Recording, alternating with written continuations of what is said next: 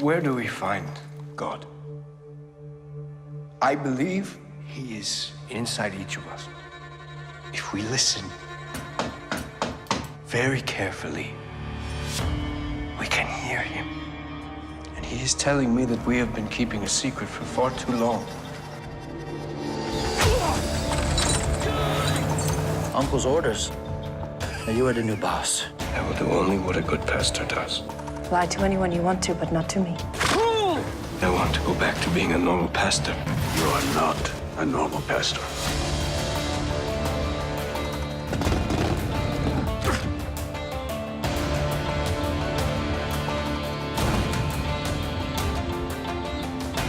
On your knees! The day will come. We'll all be judged. Now, Secrets, Sin, and Salvation. The Season 2 primer for WGN America's original series, Pure.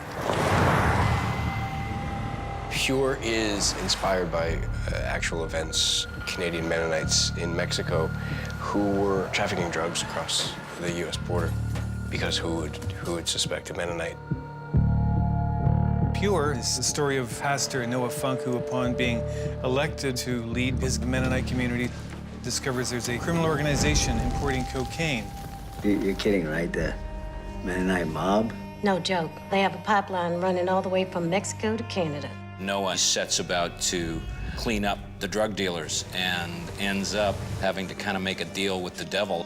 If I say yes, my family is safe. It's strange to see you driving. Why should it be any more strange than seeing me hide bodies or kidnap children or smuggle drug money? Pure is complicated, but beautifully complicated. It's dark and it's captivating. It's one sin after another. There aren't always happy endings for everybody. These men are standing before God being judged for their sins, as we will all be judged. Someone had to do something, and they get caught up in all this horror. The lives of your brother, your wife, your children, hanging by a thread. Noah starts out thinking he's just getting rid of the drugs in his community. God wants me to meet everyone in Voss's business. I write down their names and their crimes, and then I can destroy this whole satanic mob. That inevitably leads to the horrible set of circumstances that Noah will spend an entire season trying to get out of.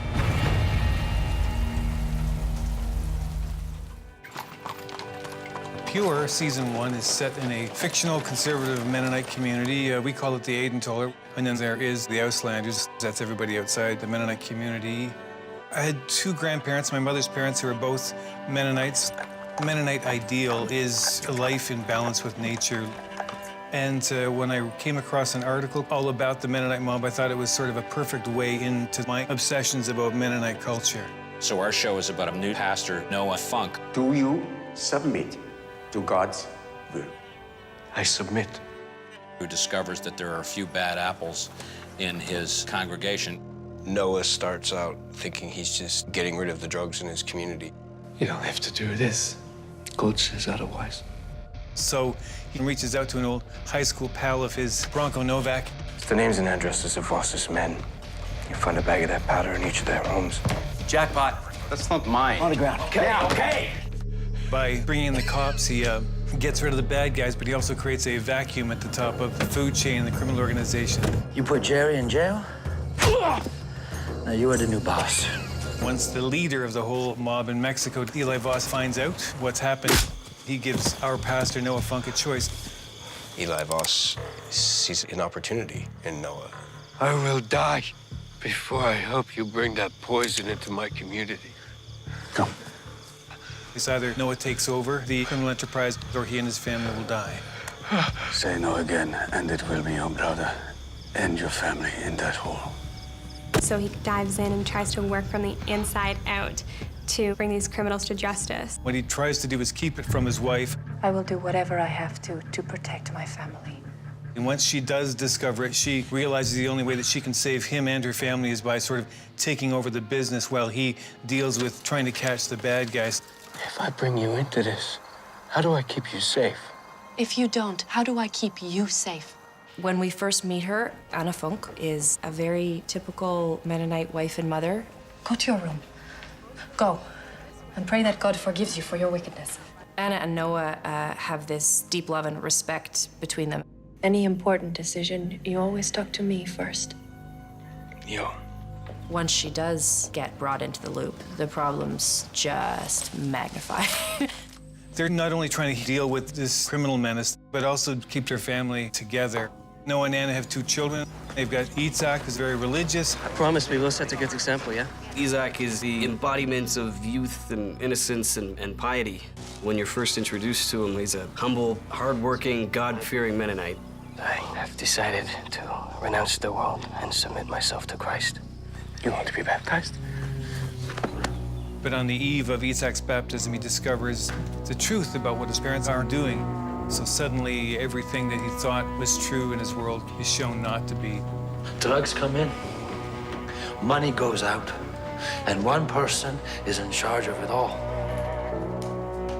Itzhak? Itzhak? Tina is the teenage daughter, taught to be very humble, obedient, quiet, and reserved. So we're just going to pretend like this is a normal day? That Foda didn't just tell everyone he's going to war with the drug dealers? Tina is more rebellious. There's lots of temptations at school. He's got the ring in his nose. Guess that means he's full of bull. Oh my God, you're so funny. Oh, don't say, oh my God. Makes you sound like one of them. On one hand, she loves her family and she loves her community. And then on the other hand, this curiosity of this Auslander world. I think that mix of kind of her being so naive and having her own secrets, as well as her parents being involved in something so dangerous, it makes her a pretty vulnerable target for the bad guys. Don't be like your father. Too proud. Noah also has his black sheep brother, Abel, who's come home to try to kick a cocaine addiction. You promised. If I let you back, you would put this behind you. I'm trying. And at the same time as he's dealing with his addiction, Nick.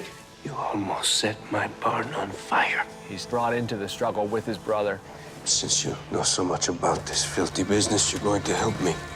Noah cooks up a plan to send drugs dissolved in milk. The ultimate goal is to be free of the drug dealers, and that this is going to be the last thing that he does for Eli Voss. You come, and I will show you how to do this new process. My freedom for the new delivery system. Safety for my family.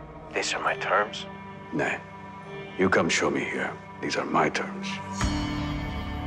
So Noah and Abel get inside the colony in Mexico, which they hope will ensnare Eli Voss in their trap. This is not my Bible. There's a listening device and GPS glued on the cover who will hit Eli so hard there'll be nothing left but his smoking boots. You are not a man of your word, preacher. When I was a boy, I had a fever. My father, my mother, and my brother Abel, they all went to Sunday service without me.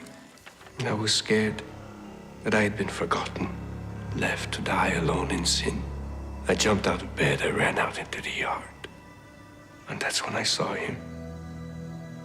Coming down the driveway in the faces of my mother, my brother, my father. And I knew then, God is real. God is kind. God lives inside all of us. By the end of season 1, Noah and his brother Abel are now Eli Voss's captives in Mexico. Any one of these righteous men would not hesitate to shed yours or your family's blood if I give the word. They have killed for me before, they will again. I got it. You got what? Voss on the wire. Need a Bible. And whatever you have in your pockets. Eli Voss puts Noah in a horrible set of circumstances. Remember our deal. You work for me, and your family is safe. You are not a man of your word, preacher.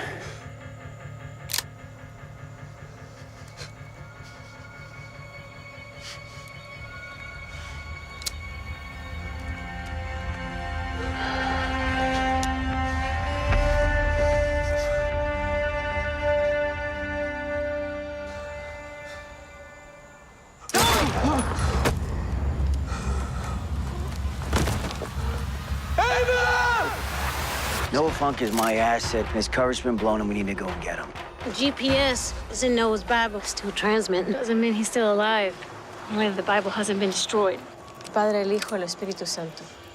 Do you see God in the faces of those that gather to watch you die?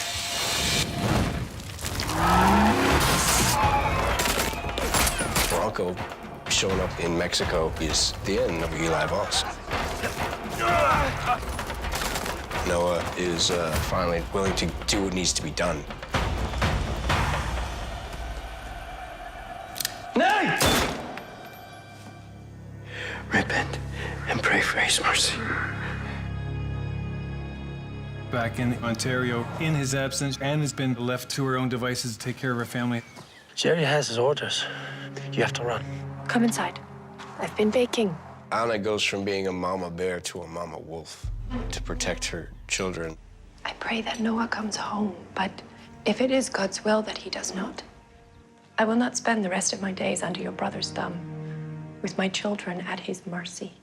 They need a father, a strong man. It's hard not to judge the choices that I make.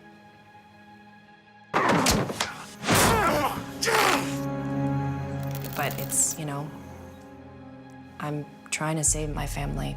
So pack some things and we'll go. We'll go now. No. No. You said that you needed a new husband. I have a husband. The Lord has protected us. I protected you! What am I gonna do? You will have to pray for forgiveness, and the rest is up to the Lord. Anna just becomes someone who's willing to do whatever she has to for her children. The end of season 1 was actually sort of the shining moment in Isaac's life, which was his baptism. Almighty God. Everything he wanted as a young man was to be baptized and follow in his father's footsteps. But Noah, after what he did, he feels like he's a curse upon his family. He doesn't deserve this life. He doesn't deserve this community. If he walks into that church, he's cursing everybody. Des Sohnes Jesus Christus und den Heiligen Geist. That moment was really tough for Isaac. Without his father being there, it kind of loses a lot of the meaning. He was pretty devastated. For me, it also signified Noah's baptism into kind of his new reality as an outcast and as somebody searching for God outside the church. Without him having to say anything, I do understand what he's going to do. It's breaking my heart, but I see in his face some of what has happened.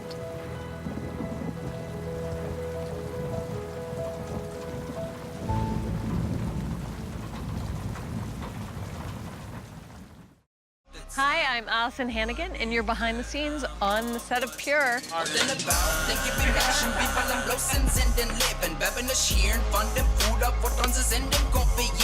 I'm in the studio, and I'm just gonna show you around a quick little tour of my house set. This is our kitchen. This right here is an elevator. Not even a real elevator. Pick a floor, any floor, where you want to go. I just wrapped up a scene on Pure, and it is hotter than all hell upstairs, and I am drenched. You can't talk 'cause I'm in black. This house right here, this is what we use for the exterior of our house, but the interior is actually like an hour away. We're climbing the stairway to where we're doing press interviews.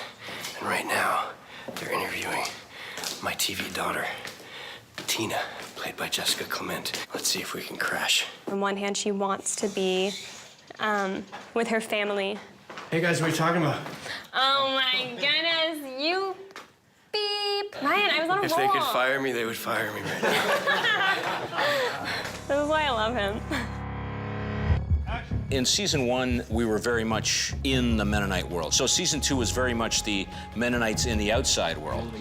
From a purely visual standpoint, I used a little bit more frame within a frame. I used reflections more to reflect on their sullied souls, if you will. I like to think that this show has set itself apart visually. Season 2 of Pure, we find our Funk family cast out of their Mennonite paradise into this Auslander hell. Noah Funk's character, in fact, disappears, and nobody knows where he is, and season 2 opens with people trying to find out where he is. What now? If a guy doesn't want to be found... I understand. Noah has been away trying to get back to God. He's gotten to a place where he's not sure that he deserves any forgiveness whatsoever, but he's broken without being near his family, so he just wants to be close, maybe catch a glimpse of them here and there. Noah Funk! But he doesn't want them to know he's there because he thinks they're just so much better off without him.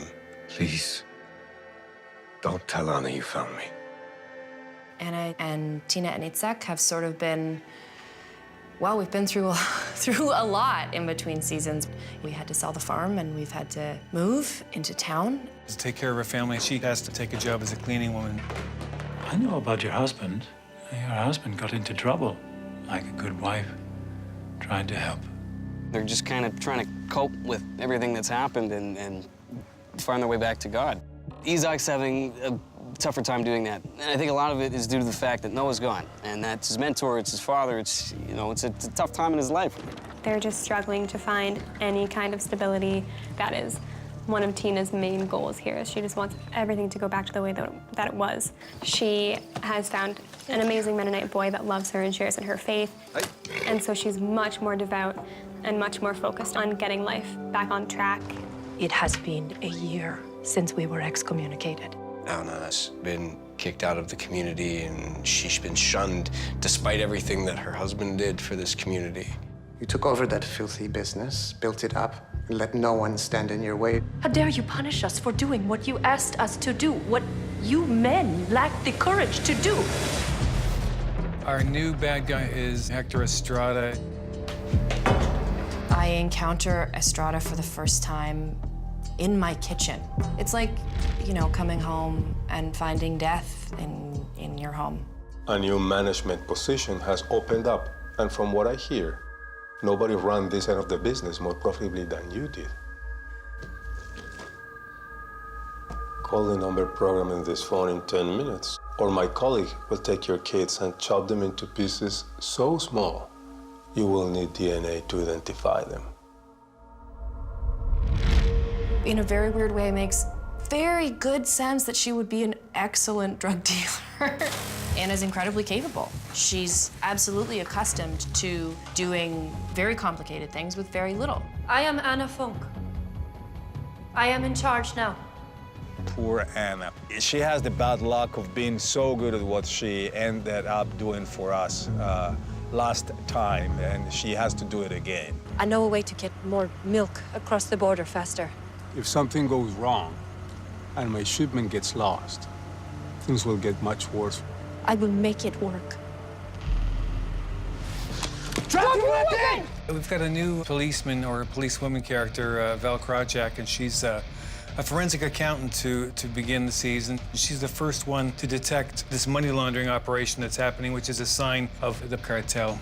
She wants to be a detective, and she very quickly figures out how to do that and get out from behind her desk. Noah Funk? Val uses Anna and the family as leverage to get Noah involved. The pipeline that you helped bring down is now back up and running.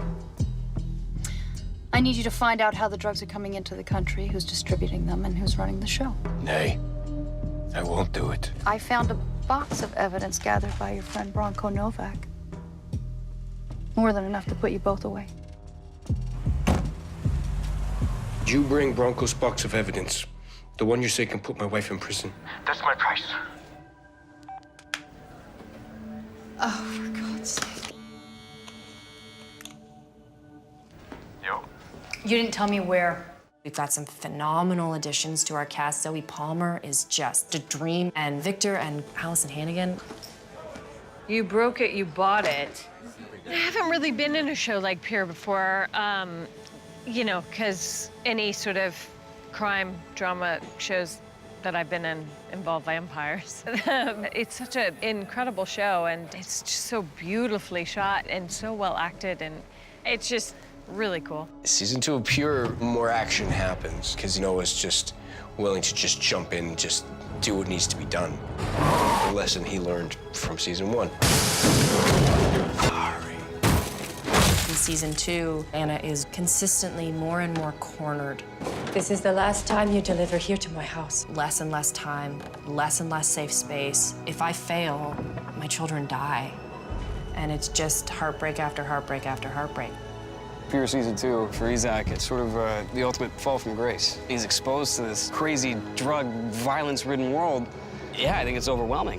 Inevitably, his spirit breaks. Season 2, expect to see lies and secrets bubbling under loving and trusting relationships. If you liked season 1, just dial it up like a lot of notches, and that's season 2.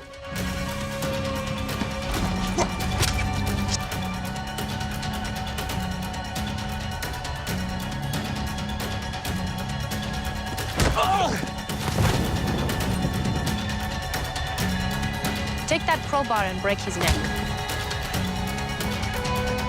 I made some mistakes, the kind that can't be forgiven. Will you at least let me shave that thing off your face? God has forsaken us, but I have a plan.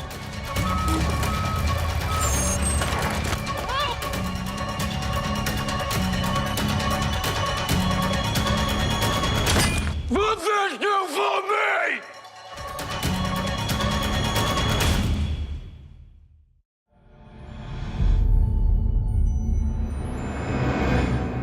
We have another random tweet from @BaxtonPeasley.